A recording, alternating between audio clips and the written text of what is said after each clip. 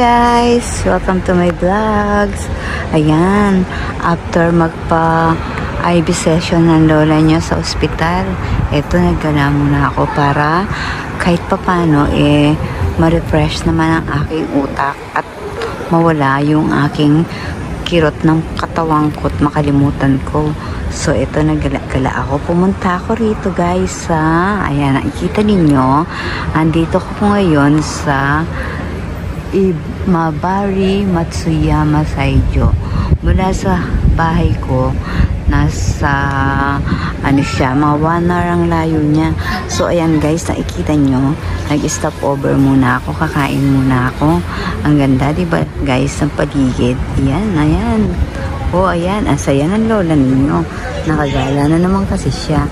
Tingnan nyo, ang ganda ron, oh. Ayan, oh. Diba guys? So, ayan, kakain ako.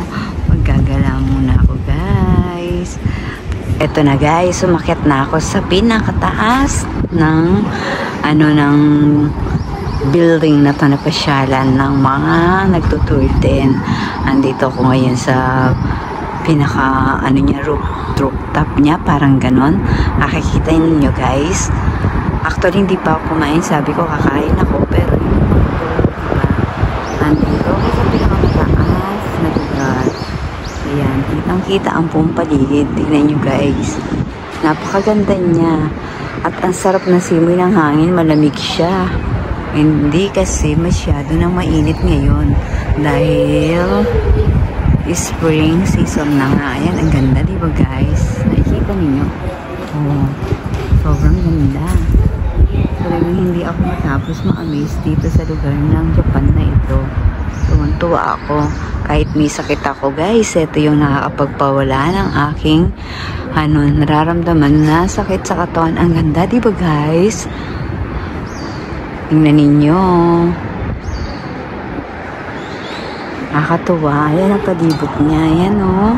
Kitang-kita yung doon, yung pinaka-ano niya doon ako natuto. Ayan o. No, yung pinaka-ano, parang ano bang tawag sa atin yan? Tulay ba yun? Ganon, tinagalog ko. Hindi ko maano sa... Ang ganda, diba? Ayan o. Ang ganda. Ayan ang paligid. Nandito ako sa taas. Ayan yung mga bata na mamasyal. Ayan, tuwan-tuwa din sila. So, ayan, pwede ka dyan. Bibili ka lang ng ticket. So, ngayon wala yung masyadong tao. Iilan lang kami. Ayan. O, diba? Ang laki niya, guys. Oh. Ayan.